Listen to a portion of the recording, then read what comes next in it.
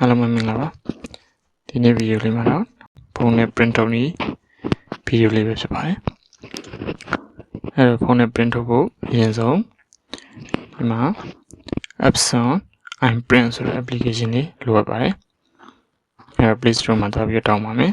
အဲ့တော့တောင်းပြီးသားဆိုဒီမှာတစ်ခါလေးဖွင့်လိုက်ပါပြီ Epson iPrint အဲ့တော့သူကစသချင်းဖွင့်တာဖြစ်တဲ့အတွက် license agreement တွေပါတယ်ညာတွေပေါ့နော်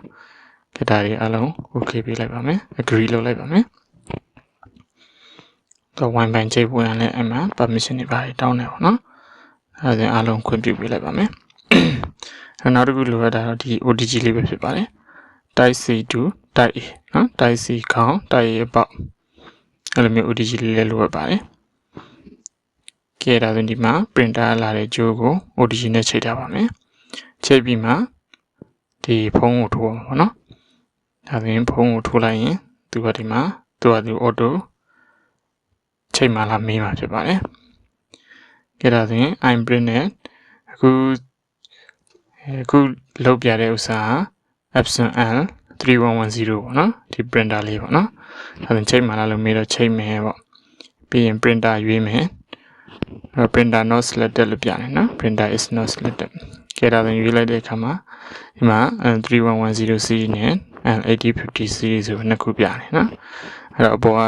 ကျွန်တော်တို့က USB နဲ့ချိန်ထားတဲ့ဟာ L3110 ပေါ့နော်အောက်ကသူက Wi-Fi 2နေတာဖြစ်တဲ့အတွက်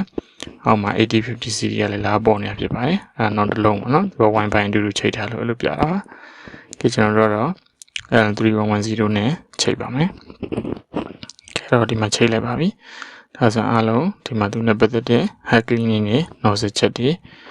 လုပ်လို့ရပါမယ်နော်ကြည့်ရတာဆိုရင်ပုံတစ်ပုံလောက်ဆန်းပြီးတော့ထုတ်ကြည့်မယ်ဒါဆိုရင် print photo ဒါလေးကိုရွေးလိုက်မယ်ပြီးရင် permission ကိုခွင့်ပြုပေးလိုက်မယ်အဲ့တော့ပုံတစ်ပုံရွေးလိုက်ပါမယ်ဒီမှာဆိုတော့ screenshot ရိုက်ထားတဲ့ပုံလေးပေါ့နော်ပြီးရင် next ကိုရွေးပါမယ်ဒီမှာ setting တွေချိန်မယ် paper size တွေရွေးမယ်ဆိုရင်ညာဘက်တောက်မှာ setting လေးကိုရွေးလိုက်ပါမယ်အဲဒီမှာ paper size ကို A4 ထားပါမယ်အဲ paper size တဲဝင်ပြီးတော့ A4 ဆိုတော့ရွေးလိုက်ပါမယ်ပြီးရင် color နဲ့မထုတ်ဘဲနဲ့ဖြူမဲနဲ့ထုတ်ကြည့်မယ်အဲဒါပြင် color ကို BNW ပြောင်းလိုက်မယ်နော်ဒါဆိုရင် color နေပြီး BNW ပြောင်းလိုက်မယ်ကဲဒါဆိုရင်ပြီးသွားရင် print ထုတ်ပါမယ်ကဲအမှအောက်တောင်းလေးမှာ print ဆိုတာပါပါတယ်ကဲဒါဆိုရင် print ထုတ်သွားပါပြီအဲ့တော့သူကတော့ဒီ Epson iPrint application ကသူကဒီ model အတွက်ကိုသူကsupport မပေးဘူးပေါ့နော်ဒါကြောင့်မလို့သူက print ထုတ်တဲ့နေရာမှာတော်တော်လေးကြာပါတယ်သူကနောက်ပိုင်း printer အမြင့်တွေအတွက်ပဲ support ပေးတာဖြစ်ပါတယ်ဒီ L3110 ကတော့တော်တော်လေးကိုနှိမ့်နေပါပြီနှိမ့်နေတော့သူကတရားဝင် support ပေးမထားပါဘူးဒါကြောင့်မလို့သူရဲ့ print ထုတ်တဲ့နေရာမှာကြာနေတာပေါ့နော်ဒါကြောင့်နောက် model အမြင့်တွေဆိုရင်တော့အဆင်ပြေပါတယ်မြန်လည်းမြန်ပါတယ်နော်သူကနောက်ဟာတွေကတော့ wireless နဲ့အဓိက Wi-Fi နဲ့အဓိကထုတ်တဲ့ဥစ္စာပေါ့အခုကတော့ကျွန်တော်ဖုန်းနဲ့ကြိုးနဲ့ချိတ်ဆန်းပြတဲ့ဟာပေါ့နော်ဒါနမူနာဆန်းပြတဲ့ဟာဖြစ်ပါတယ်အဲ့တော့ဒီမှာကတော့ printer ကတော့မသုံးတာလည်းကြာလို့နည်းနည်း hack clean နေပါတယ်ပြန်ပြီးတော့လောအောင်မှာဖြစ်တဲ့အတွက် quality ရုပ်ထွက်ကတော့မကောင်းပါဘူးကျွန်တော်တဲ့ color နဲ့တစ်ပုံလောက်ထပ်ပြီးတော့စမ်းထုတ်ကြည့်မယ်အဲ့တော့ပုံရွေးမယ်ပုံရွေးပြီးတော့ select ရွေးပြီးသွားရင်ဆောနာမျိုး setting ပြန်ချိန်မယ်ညာဘက်ပေါ်တော့မှာ size ကတော့ A4 ဖြစ်ပြီးသားပါအဲ့တော့ဆောနာက black and white ဖြစ်နေတဲ့ဟာကို color ပြန်ပြောင်းလိုက်ပါမယ်အဲ့တော့ color ရွေးပြီးသွားရင် print ထုတ်လို့ရပါပြီ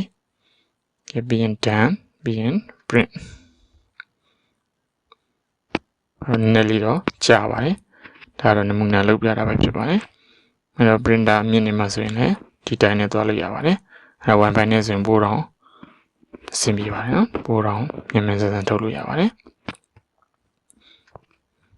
ခုကတော့ဒါနမူနာလုပ်ပြတာပဲဖြစ်ပါတယ်ကဲတော့ print ထုတ်နေပါပြီဒီမှာ